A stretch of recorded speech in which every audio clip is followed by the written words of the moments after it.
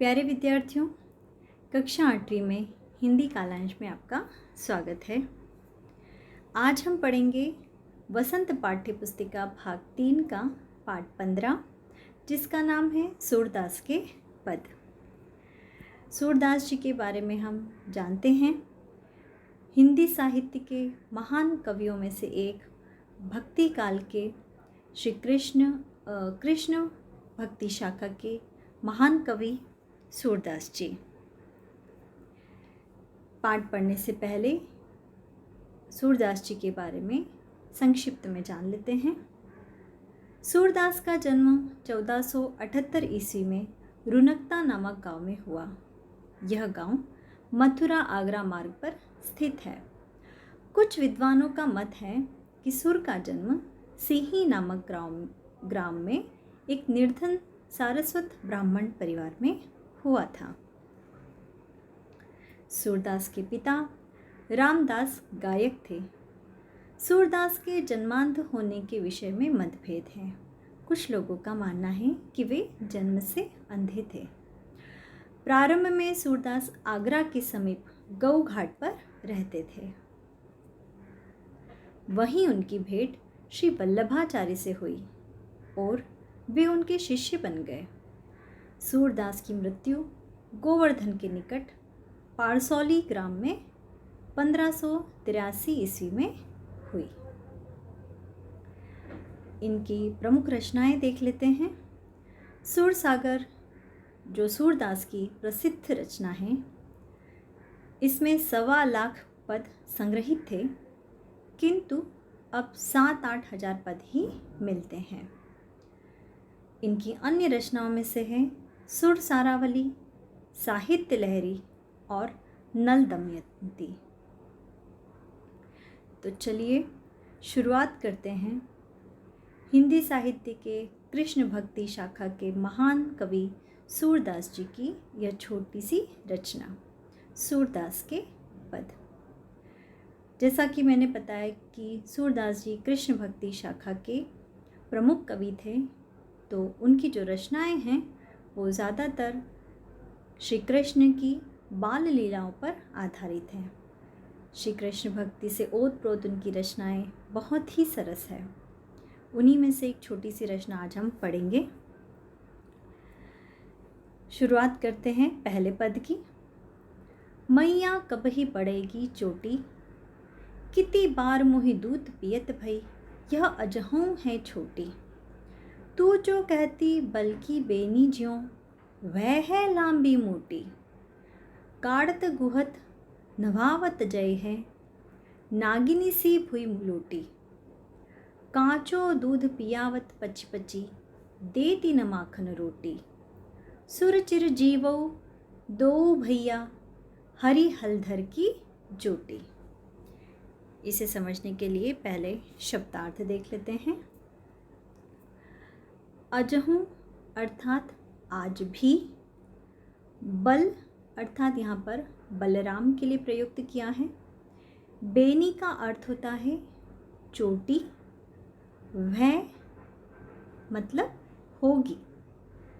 काढ़त का अर्थ होता है बाल बनाना। फिर है गुहत यानी गूंथना।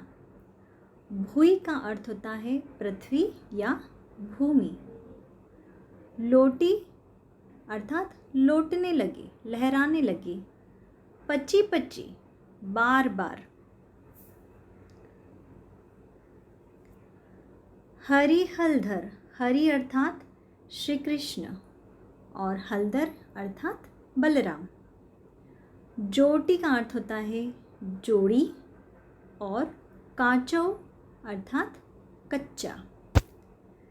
तो चलिए पहले पद का अर्थ समझ लेते हैं। मैया कबही बढ़ेगी चोटी। श्री कृष्ण को यशोदा मैया, श्री कृष्ण को हम जानते हैं कि माखन बहुत पसंद है, माखन रोटी खाना उन्हें बहुत ज़्यादा पसंद है। परंतु मैया उन्हें क्या कहती है कि तुम दूध क्यों नहीं पीते।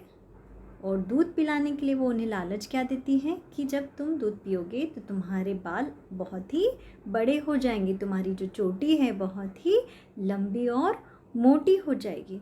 और उस लालच में वे दूध पीते हैं, परंतु चोटी तो बढ़ी नहीं, चोटी तो वैसे की वैसी ही छोटी रह गई। तब वे अपनी मैया से शिकायत करते हैं। तो क्या शिकायत करते हैं देखिए, मैया कब ही बढ़ेगी चोटी, मैया मेरी कब बढ़ेगी चोटी, मेरी चोटी कब बढ़ेगी।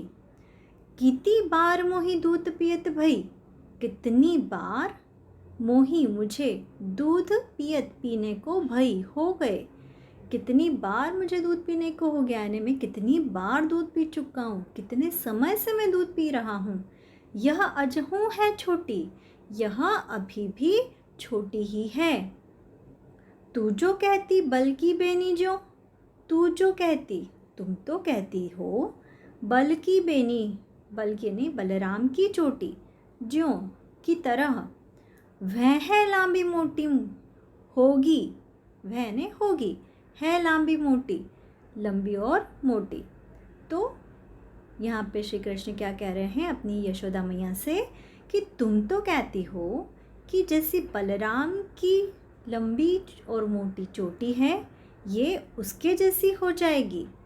काढ़त गुहत नभावत जई है, बाल बनाते समय, काढ़त यानी बाल बनाना, गुहत यानी गूंथना, बाल बनाते समय बालों को गूंथ से समय, नहवावत नहलाते समय, जेहे नागिनी सी भुई लोटी, नागिनी सी नागिन के समान, भुई अर्थात ज़मीन पर, लोटी यानी लोटेगी।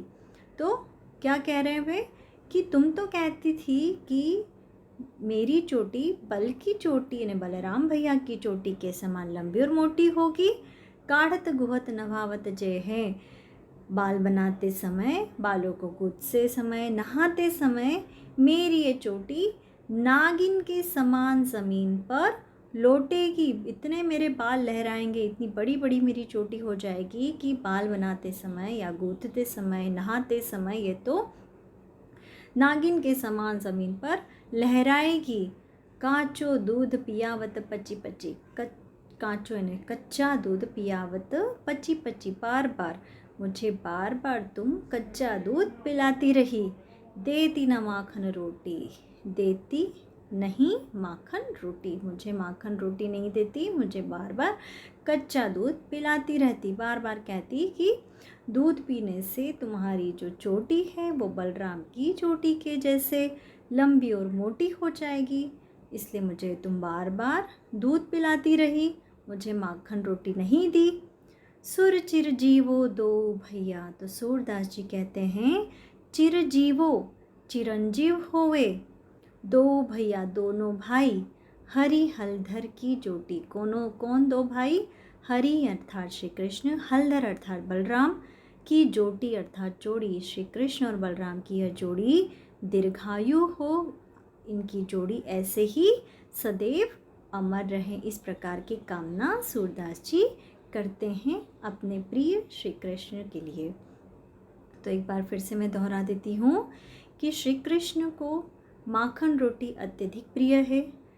उनकी माँ उन्हें दूध पिलाने के लिए यशोदा मैया क्या कहती है उन्हें कि तुम दूध पियोगे तो तुम्हारी चोटी बलराम भैया के जैसी लंबी और मोटी हो जाएगी। जब वह चोटी मोटी और लंबी नहीं हुई तो श्री कृष्ण अपनी माता जी से, यशोदा जी से शिकायत करते हैं। क्या करते हैं? कहते हैं मैया कब ही बढ़ेगी चोटी, माँ मेरी चोटी कब बढ़ेगी, कितनी बार मुझे दूध पियत भाई, कितनी बार मुझे दूध पीकर हो गया, यह अजहूँ है आज भी छोटी, यह आज भी छोटी है। तू तो कहती बल्कि बेनी जो, तुम तो कहती कि बल की बेनी अर्थात बलराम की चोटी के जैसे, वह लंबी मोटी, यह हो जाएगी कैसी, लंबी और मोटी। तुम तो कहती थी कि दूध पीने से मेरी चोटी बलराम भैया की चोटी के जैसे लंबी और मोटी हो जाएगी। पर मैं तो कितनी बार दूध पी चुका हूँ, कितने समय से दूध पी रहा हूँ, यह तो अभी भी कैसी है, छोटी है। काढ़त गुहत नभावत जय है, नागिनी सी भुई लोटी। बाल बांधते समय, बाल बनाते समय, बाल गूंथते समय, नहाते समय मुझे तो लगा था कि यह नागिन के समान भुई अर्थात ज़मीन पर लौटेगी। नागिन के समान मेरे बाल ज़मीन पर लहराएंगे, जैसे नागिन ज़मीन पे चलती है ना लहराती हुई, वैसी। लेकिन ऐसा तो कुछ हुआ ही नहीं। कांचो दूध पियावत पची पची, कांचो अर्थात कच्चा दूध, पियावत पची पची, बार बार मुझे कच्चा दूध पिलाती रही। देती न माखन रोटी, मुझे माखन रोटी खाने को नहीं देती, बार बार कच्चा दूध पिलाती रहती हो।